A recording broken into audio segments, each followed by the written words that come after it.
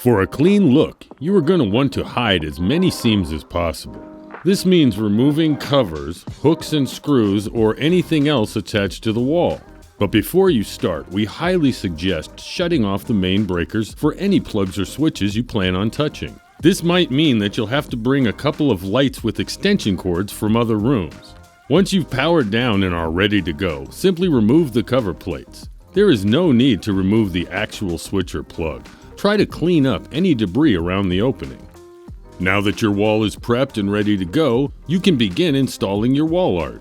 When you get to a section affecting an outlet or switch, make sure your vinyl is attached to the wall as close to the top as possible.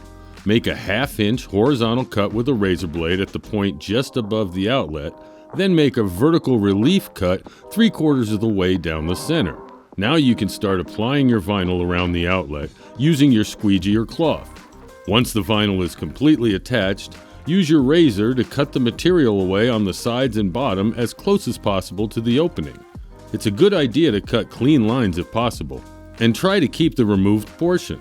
That way, if there was a miscalculation, you can simply patch the area by making up the seam. Now all you need to do is reinstall the cover and you're done. If you have any further questions, reach out to us through our contact page.